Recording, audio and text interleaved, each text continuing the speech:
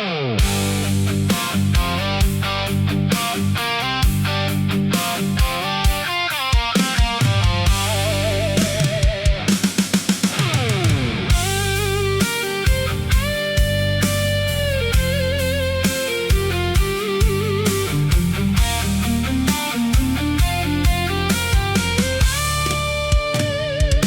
ន្លឺព្រឹកថ្មីរះឡើងលើមេឃាដាស់ចិត្តឲ្យខ្ញុំក្រោកឡើងវិញម្ដងទៀតទោះផ្លូវជីវិតធ្លាប់មានទុក្ខលំបាក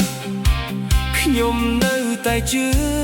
ថ្ងៃស្អែកនឹងស្រស់បំព្រងក្រោកឡើងបណ្ដំណើរទៅមុខ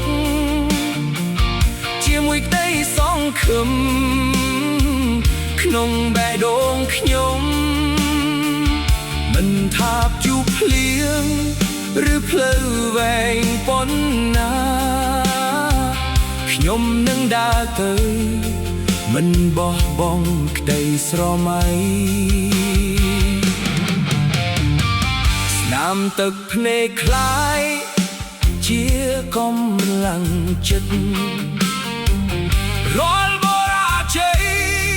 បងរៀនឲ្យខ្ញុំរឹងមាំ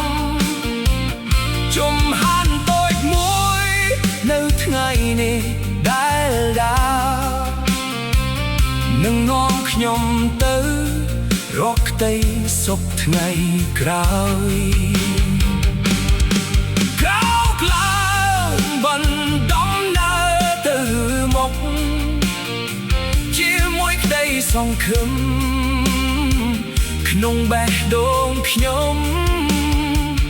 មិនថាជួបភ្លៀងឬផ្លូវវែងប៉ុណ្ណាខ្ញុំនឹងដើរទៅមិនបោះបង់ក្តីស្រមៃ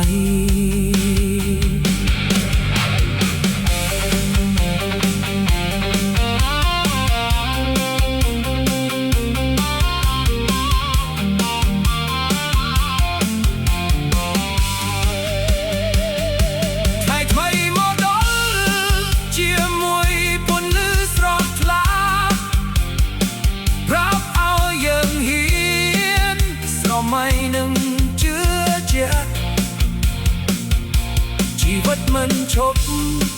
ចាំយើងនៅទីនេះចូលក្រោកឡើងវិញហើយបណ្ដំណើរក្រោកឡើងបណ្ដំណើរទៅមុខជាមួយក្តីសង្ឃឹម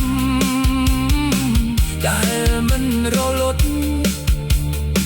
រាល់ជំហានថ្ងៃនេះចិត្តក្តីសបិនជាងមុន